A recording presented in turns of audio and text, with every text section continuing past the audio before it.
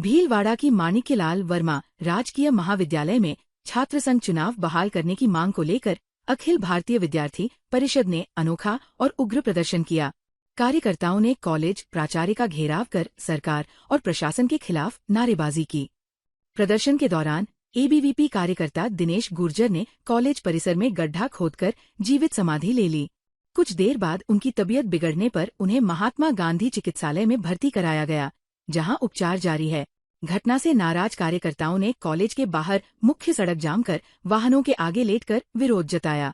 वहीं कुछ कार्यकर्ता कॉलेज भवन पर भी चढ़ गए और प्राचार्य को ज्ञापन सौंपकर छात्र संघ चुनाव जल्द बहाल करने, अन्यथा चुनाव के नाम पर वर्षों से ली गई फीस लौटाने की मांग की। दिनेश गुर्जर ने कहा कि यदि सरकार जल्द चुनाव बहाल नहीं करती तो पूरे प्रदेश में उग्र आंदोलन किया जाएगा और छात्र अपने अधिकारों की लड़ाई को और तेज करेंगे। प्रदेश में बंद पड़े छात्र संघ चुनाव को लेकर एमएलयू कॉलेज में विरोध प्रदर्शन रखा और हमारी यह मांग है कि राजस्थान सरकार की जल्द से जल्द छात्र संघ चुनाव बहाल करे। अगर छात्र संघ चुनाव बहाल नहीं होता है तो पूरे राजस्थान में उग्र आंदोलन होंगे। और मैं आपको बता देना चाहता हूं कि विगत जिन वर्षों में छात्र संघ चुनाव नहीं हुए तो कॉलेज प्रशासन ने छात्र संघ चुनाव करवाने के लिए फीस वसूली की है। हर प्रत्येक विद्यार्थी जो फीस जमा करवाता है उसी फीस में से छात्र संघ चुनाव की अलग एक फीस होती है। अगर राजस्थान सरकार चुनाव नहीं करवा रही है, जल्द से जल्द छात्र संघ चुनाव की बहाली नहीं करती है तो विद्यार्थी परिषद के सैकड़ों कार्यकर्ता यहाँ आत्मदाह करेंगे। भीलवाड़ा में समाजसेवी शंभू वैष्णव ने अपना जन्मदिन सेवा और सामाजिक सरोकार से जोड़कर अनूठी मिसाल पेश की। जन्म दिवस युवा शक्ति के नाम कार्यक्रम के तहत लव गार्डन स्थित विजयवर्गीय भवन से विशाल वाहन रैली निकाली गई। रैली सीताराम गौशाला पहुंची, जहां गौसेवा की गई। इसके बाद मुस्कान फाउंडेशन के भविष्य स्कूल में बच्चों को फल और मिठाइयां वितरित की गईं।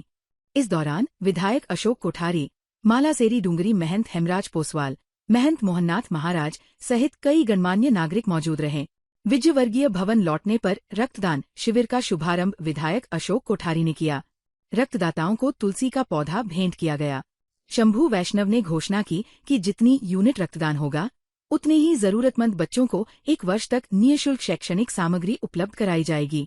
महंत हेमराज पोसवाल ने इस पहल को युवाओं के लिए प्रेरणादायी और समाज हित में अनुकरणीय बताया। कि इस देश में 2 प्रकार की संस्कृतियां विकसित हो रही है, एक सनातन संस्कृति और एक पाश्चात्य संस्कृति। पाश्चात्य संस्कृति को आप देखेंगे, जो पश्चिम की संस्कृति है वो है, और वो देश में विकृतियों को बढ़ावा दे रही है, और सनातन की संस्कृति देश में संस्कृति को बढ़ावा दे रही है। सूरज भी जब पश्चिम में जाता है तो वो डूब जाता है। ये हमें सीखना पड़ेगा कि हमें हमारे सनातन के मूल्य क्या है। ये प्रेरणा का कार्य है, इनसे कई लोग प्रेरणा लेंगे और अपना जो जन्मदिन आएगा उसमें कोई न कोई अच्छा शुभ कार्य करेंगे। इसी निमित्त शंभू जी ने, इनके युवा शक्तियों ने जो मिलकर के ये कार्य किया उसके लिए धन्यवाद। और ऐसे कार्य अपने देवनगरी और धर्मनगरी भीलवाड़ा में होता रहे। भीलवाड़ा जिले की कारोई के पूर्व सरपंच भगवती लाल टेलर के खिलाफ कार्रवाई की मांग को लेकर श्री सांवरिया हनुमान मंदिर कारोई के महंत बाबूगिरी सहित संतों और महंतों ने जिला कलेक्टर को ज्ञापन सौंपा। महंत बाबूगिरी ने आरोप लगाया कि गंगापुर में आयोजित कांग्रेस समिति की बैठक में पूर्व सरपंच ने उनका नाम लेकर निराधार और आपत्तिजनक बयान दिए, जिससे उनकी धार्मिक और सामाजिक छवि को नुकसान पहुंचाने का प्रयास किया गया। ज्ञापन में पूर्व सरपंच के कार्यकाल के दौरान पद के दुरुपयोग और कथित फर्जी पट्टों की निष्पक्ष जांच की मांग भी की गई है। संत समाज ने चेतावनी दी कि यदि 10 दिनों के भीतर जांच शुरू नहीं हुई तो भीलवाड़ा का संत समाज अनशन करेगा। ज्ञापन के दौरान महंत संत दास, संत मयाराम, पुजारी मुरारी पांडे, पंडित श्री नारायण जोशी, गणेश प्रजापत सहित कई संत और महंत मौजूद रहे। भीलवाड़ा जिले में हमीरगढ़ हवाई पट्टी को एयरपोर्ट के रूप में विकसित करने की प्रक्रिया के बीच तख्तपुरा गांव के किसानों ने भूमि अधिग्रहण को लेकर जिला कलेक्टर को ज्ञापन सौंपा। ग्रामीणों ने बाजार दर पर उचित मुआवजा, जल संसाधनों की सुरक्षा और प्रभावित परिवारों के एक सदस्य को एयरपोर्ट में रोजगार देने की मांग की। किसानों का कहना है कि उनकी उपजाऊ कृषि भूमि ही आजीविका का एकमात्र साधन है और सरकारी दर पर मिलने वाले मुआवजे से नई जमीन खरीदना संभव नहीं होगा। उन्होंने बताया कि पहले नेशनल हाईवे और रेलवे दोहरीकरण में भी काफी भूमि जा चुकी है। साथ ही नए तालाब के अधिग्रहण से जल स्तर प्रभावित होने की आशंका भी जताई। किसानों ने चारदीवारी, ट्यूबवेल, पाइपलाइन, कुएं, मकानों और फलदार पौधों का उचित मूल्यांकन करने की मांग की। ग्रामीणों ने चेतावनी दी कि उचित मुआवजा और रोजगार नहीं मिलने पर वे भूमि अधिग्रहण का विरोध करेंगे। एयरपोर्ट में ज़मीन जारी है, उसमें से हमने 400 बीघा पहले दे चुके हैं। उसमें अभी जो गांव की ज़मीन जो जारी है उसमें से आधे से ज़्यादा ज़मीन हमारी जा रही है। हमारे काश्तकार इस गांव में ज़मीन बची नहीं। काश्तकार मतलब सब इस ज़मीन के आदिरा पर मतलब स्थित है और वो कोई उपाय नहीं, कमा खाने का खेती भी आश्रित है। तखतपुर हावी पट्टी। भीलवाड़ा में पूर्वांचल जनचेतना सेवा समिति के तत्वावधान में श्रावण मास के अवसर पर रविवार को भव्य कांवड़ यात्रा निकाली जाएगी। महंत मोहन शरण शास्त्री के सानिध्य में यात्रा सुबह 8 बजे निम्बार्क आश्रम गांधीनगर से शुरू होकर शहर के प्रमुख मार्गों से होते हुए हरणी महादेव मंदिर पहुंचेगी, जहां वैदिक मंत्रोच्चार के साथ भगवान शिव का जलाभिषेक होगा। महंत मोहन शरण शास्त्री ने बताया कि इस वर्ष देश के विभिन्न तीर्थ स्थलों से लाए गए पावन जल से अभिषेक किया जाएगा। मीडिया प्रभारी विक्रम झा के अनुसार यात्रा में करीब 5000 शिवभक्त शामिल होंगे और 51 फीट की भव्य कांवड़ मुख्य आकर्षण रहेगी। यात्रा के दौरान भजन कीर्तन, ढोलन गाड़े और हर हर महादेव के जयघोष से वातावरण भक्तिमय रहेगा। श्रद्धालुओं के लिए पेयजल, चिकित्सा, सुरक्षा और प्रसादी की विशेष व्यवस्था की गई है। अध्यक्ष अरुण राय ने बताया कि आयोजन की सभी तैयारियां पूरी कर ली गई है। श्री निम्बार्क आश्रम से 9 अगस्त को दिव्य, भव्य और सुंदर कावड़ यात्रा वैदिक परंपरा, शास्त्रीय परंपरा, भारतीय परंपरा के अनुरूप निकलेगी। पूर्वांचल जनचेतना सेवा समिति के द्वारा यह आयोजन विगत 4 वर्ष से निम्बार्क आश्रम से निकल रहे हैं और इस बार प्रयोग किया है कि 51 फीट की कावड़ तैयार किया गया, जिसमें 12 ज्योतिर्लिंग के कटआउट लगा करके सुंदर, भव्य और दिव्य भगवान शंकर का स्वरूप दिखे, शिव भक्तों को आनंद आए, इस प्रकार से कर रहे हैं। निम्बार्क आश्रम से प्रारंभ होकर के सुबह 8:15 बजे और हरणी महादेव में अभिषेक होंगे और वहीं भोजन प्रसादी की व्यवस्था सभी कावड़ भक्तों को। भीलवाड़ा में पर्यावरण संरक्षण के उद्देश्य से संगम उद्योग समूह का निःशुल्क पौधा एवं ट्री गार्ड वितरण अभियान संपन्न हो गया। समापन समारोह में विधायक अशोक कोठारी ने अभियान की सराहना करते हुए कहा कि पेड़ हमारे प्राण हैं और पौधारोपण राष्ट्र सेवा का कार्य है। अभियान के तहत शहर के आमजन, स्कूलों, कॉलेजों तथा सार्वजनिक और धार्मिक स्थलों पर 86,000 पौधों और 4,650 ट्री गार्ड का वितरण किया गया।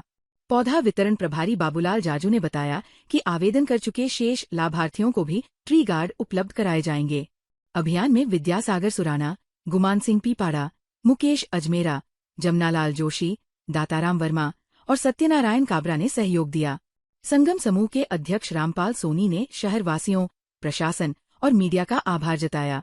वाइस चेयरमैन SN मोदानी और प्रबंध निदेशक अनुराग सोनी ने नागरिकों से पौधों की नियमित देखभाल कर हरियाली को स्थायी बनाने का आह्वान किया। पर्यावरण का हमारे जीवन में बहुत महत्वपूर्ण स्थान है और पेड़ हमारे लिए प्राण हैं। कोरोना काल में इसके आपने महत्ता अपने देखी थी और ऐसे अपन देखते ना, जब भी पौधा बड़ा होता है, वृक्ष बड़ा होता है तो हमारे भीतर भी एक अंदर एक गहराई, एक आनंद की अनुभूति होती है।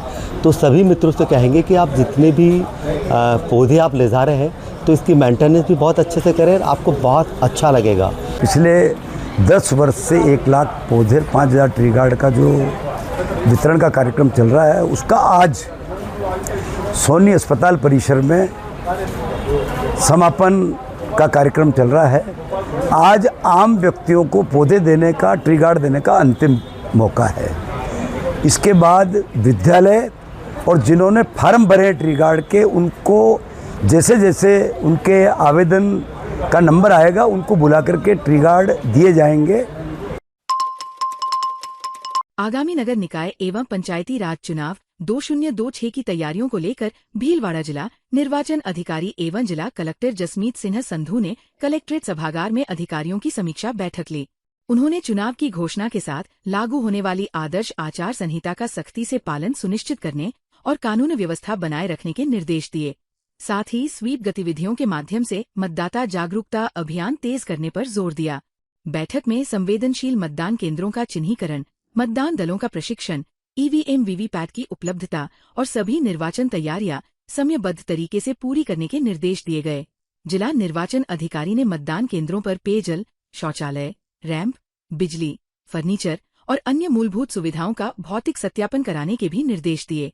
बैठक में अतिरिक्त जिला कलेक्टर प्रशासन हरितिमा, एडीएम सिटी प्रतिभा देवटिया सहित सभी रिटर्निंग और सहायक रिटर्निंग अधिकारी मौजूद रहे। भीलवाड़ा में हरनी महादेव मेन रोड स्थित ऋषि श्रृंग चौराहे पर मंगलम प्लाजा के बाहर सड़क के बीच बना अवरोध वाहन चालकों के लिए हादसों का कारण बनता जा रहा है। रात के समय पर्याप्त रोशनी नहीं होने से ये अवरोध दिखाई नहीं देता और आए दिन दोपहिया व चारपहिया वाहन इससे टकराकर क्षतिग्रस्त हो रहे हैं। क्षेत्रवासियों का कहना है कि कई वाहनों के ऑयल चेंबर तक फूट चुके हैं, लेकिन अब तक जिम्मेदार विभाग ने समस्या का समाधान नहीं किया है।